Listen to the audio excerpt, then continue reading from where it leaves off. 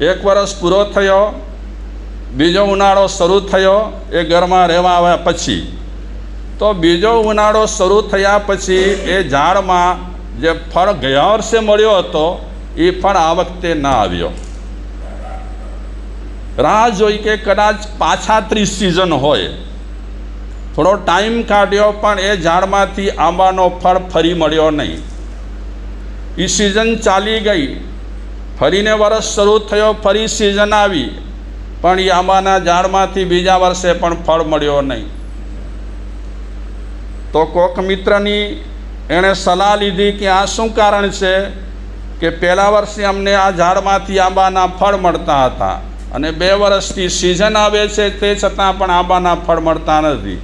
મિત્રે કીધું કે તમારા ઘરના આંગણામાં આંબાનો ઝાડ છે, પહેલા વર્ષે તમે આંબા ખાધા પછી તમને ક્યારે વિચાર આવ્યા કે આ ઝાડની માવજત કરવા જેવી છે, આ ઝાડની સંભાળ રાખવા જેવી છે, આ ઝાડને પાણી પાવા જેવું છે, આ ઝાડને ખાતર આપવા જેવું છે?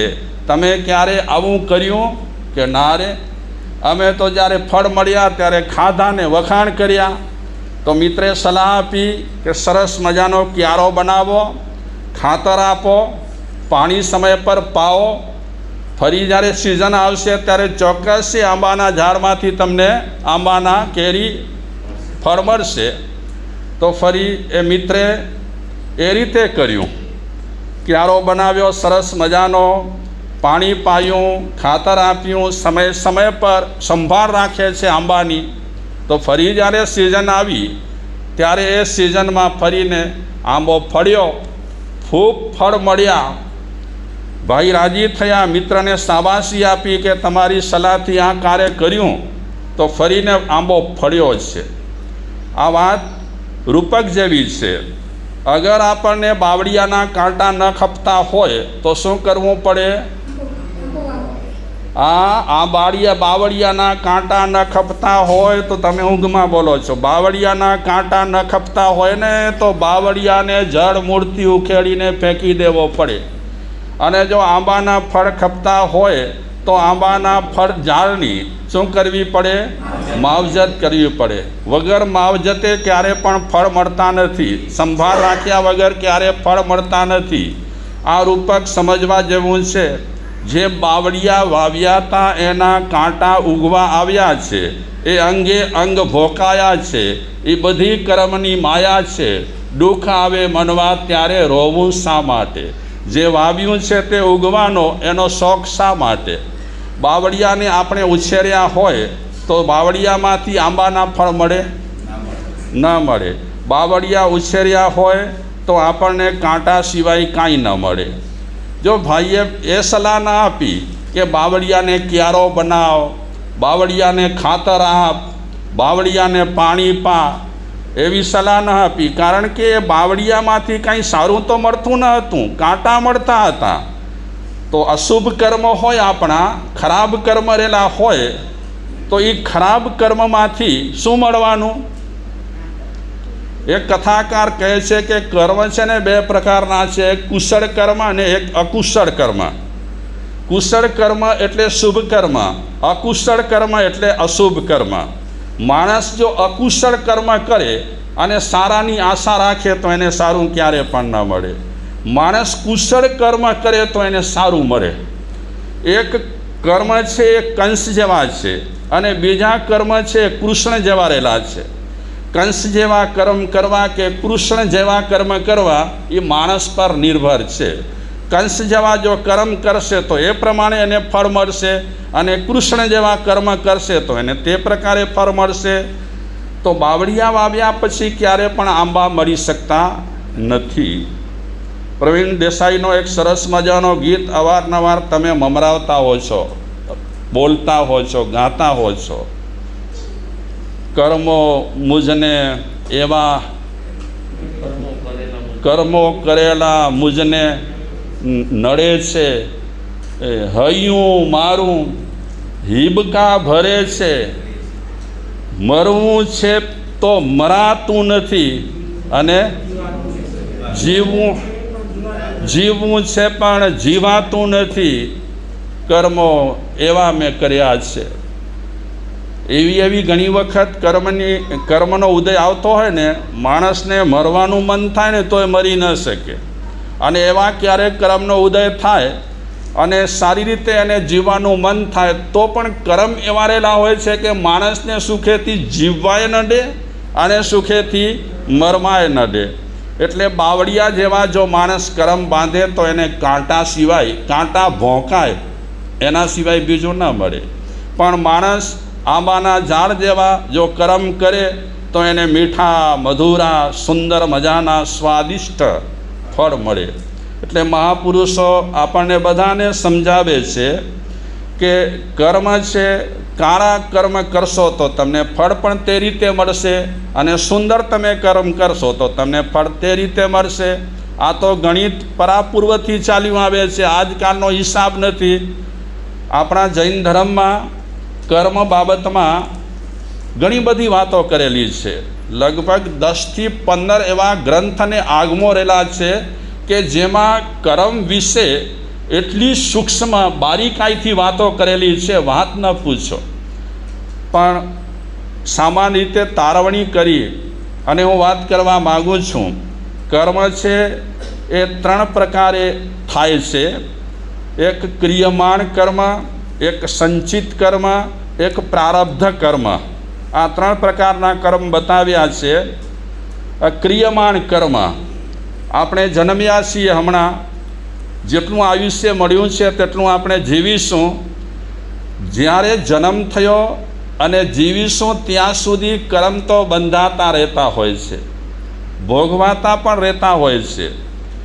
આ જન્મ અને મરણ સુધીમાં વચ્ચેના સમયમાં જે પ્રક્રિયા થાય એ માણસ સતત કર્મ બાંધતો રહેતો હોય છે. આમ જોવા જઈએ તો જૈન શાસ્ત્ર પ્રમાણે કર્મના કેટલા પ્રકાર છે આપ સૌ જાણતા હશો, કારણ કે તમને ખ્યાલ હશે. કર્મના કેટલા પ્રકારો છે? જ્ઞાનાવરણીય, દર્શનાવરણીય, વેદનીય, મોહનીય, આયુષ્ય, નામ, ગોત્ર અને અંતરાય. કેટલા છે? 8 કર્મ, મુખ્ય 8 કર્મ બતાવ્યા. એમાં પછી પેટા વિભાગો હજારોની સંખ્યામાં છે.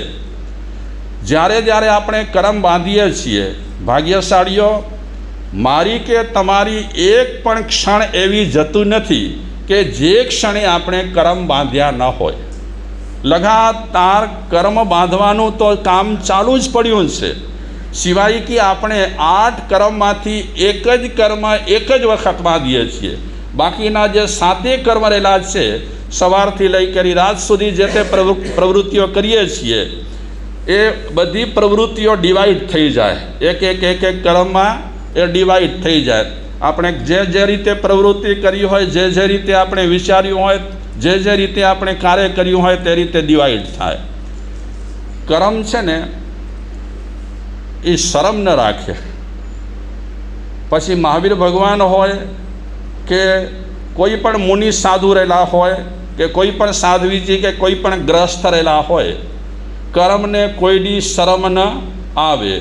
કર્મને કોઈ દી શરમ ન આવે, હોય ચતુર કે ભણેલો. કર્મને કોઈ દી શરમ ન આવે, હોય ચતુર કે ભણેલો. ગુરુજીના કર્યા ગુરુજી ભોગવે, ચેલાનું ભોગવે ચેલો. કર્મનો કોયડો અલબેલો, કર્મનો કોયડો અલબેલો. એને સમજવો ડોહીલો, કર્મનો કોયડો અલબેલો. તો કર્મ મુખ્યત્વ 8. એમાં એક જ કર્મ આપણી લાઈફમાં એક જ વાર બંધાય, બાકીના કર્મો સતત બંધાતા રહેતા હોય છે. આપણે ગમે તેટલી કાંઈ પણ જાગૃતિ રાખીશું તો પણ કર્મ બંધાય છે. કયું કર્મ એક વખત બંધાય છે આપણી લાઈફમાં? તો એક ફક્ત આયુષ્ય કર્મ લાઈફમાં એક વાર બંધાય. અત્યારે આપણે મનુષ્ય જીવન જીવી રહ્યા છીએ, તો આ જીવનમાં આપણને જેટલું આયુષ્ય મળ્યું છે મેક્ઝિમમ, એ આયુષ્યના અડધા ભાગમાં આગલા ભાવનું આયુષ્ય બંધાઈ જાય. જો બંધાવાનું હોય તો એ કમ્પલસરી નિયમ નથી. અડધા ભાગમાં બંધાઈ ગયું તો બંધાઈ ગયું, ન બંધાય તો બાકી જે આયુષ્યનો અડધો ભાગ રહ્યો છે એના અડધા ભાગમાં આયુષ્ય બંધાય. તે પણ ન બંધાય માની લો, કોઈ ગેરંટી નથી, કોઈ ચોક્કસ નથી. આયુષ્ય કર્મ ગમે ત્યારે બંધાઈ શકે છે. છેલ્લામાં છેલ્લો આયુષ્ય કર્મ આપણી અંતિમ ઘડીઓ હોય એ સમય પણ બંધાઈ શકે છે. કર્મ, આયુષ્ય કર્મ કઈ ઘડીએ બંધાય છે એની એકદમ કોઈ પણ ફિક્સ વાત નથી. એટલે મહાપુરુષો આપણને કહે છે કે તમે ધર્મ ધ્યાન કરતા રહો. આઠમ ના કરો, પાંખી ના કરો, અમાસ ના કરો, ચોદસ ના કરો. માનું છું કે નથી માનતો, વિચારો જ નહીં તમે. આમ તો જ્ઞાની પુરુષો કહે છે 360 દિવસ સુધી ધર્મ કરવાનું છે, પણ તે છતાં પણ તમને અવકાશ ન મળતો હોય તો આ દિવસોમાં થોડા જાગૃત રહેજો. બીજના, પાંચમના, આઠમના, ચૌદસના, પાંખીના, અમાસના, શાયદ આવા દિવસોમાં અને મોટા દિવસોમાં આયુષ્યનો બંધ થઈ શકે છે. ચોક્કસ નહીં, થઈ શકે છે. એટલે જેને આપણે કહીએ ને આયુષ્ય બંધ માટે શાંતિલાલભાઈ કોઈ ફિક્સ નથી.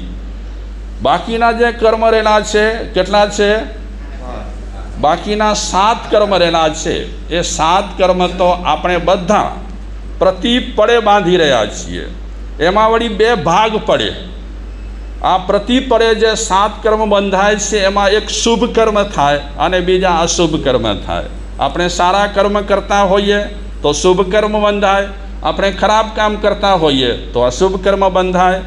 તો 3 એના વિભાગ પાડ્યા. ક્રિયમાણ કર્મ, બંધાતો કર્મ તાત્કાલિક ઉદયમાં પણ આવી શકે, ન પણ આવે માની લો તો એ પછી કર્મનો બીજો વિભાગ રહેલો છે સંચિત કર્મ, ત્યાં એ ચાલ્યો જાય. સંચિત કર્મ દરમિયાન શાયદ ક્યારેક ઉદયમાં આવે અને ક્યારેક ન પણ આવે, તો છેલ્લે પ્રારબ્ધમાં પણ એ સરકી જાય. ક્યારેક કયો કર્મ કઈ બાજુ સરકે એની જ્ઞાની પુરુષો સિવાય કોઈ વાત ન કરી શકે. તો આ ક્રિયમાણ કર્મ, સંચિત કર્મ અને પ્રારબ્ધ કર્મ અને સંચિત કર્મ માટે હું દાખલો આપું. ધૃતરાષ્ટ્ર જ્યારે મહાભારતનું યુદ્ધ પૂર્ણ થયું ત્યારે કોક સંતને પ્રશ્ન કર્યો ધૃતરાષ્ટ્ર મહારાજાએ કે હું જન્મથી અંધ કેમ થયો અને મારે 100 દીકરાઓ મરી ગયા, એના અશુભ સમાચાર સાંભળવા પડ્યા, આઘાતજનક સમાચાર. તો એ કયા કર્મે? તો ધૃતરાષ્ટ્રને સંતે કીધું કે માણસ જેવા કર્મ કરે તેવા એને ભોગવવા પડતા હોય છે. તમે પણ એવા કર્મ કર્યા તો જન્મથી તમે આંધળા થયા, અને તમારો કર્મ જ્યારે ઉદયમાં આવ્યો ત્યારે 100 છોકરાઓ મરી ગયાના ખબર તમારે સાંભળવા પડ્યા, જે એકદમ ભયંકર સમાચાર કહેવાય.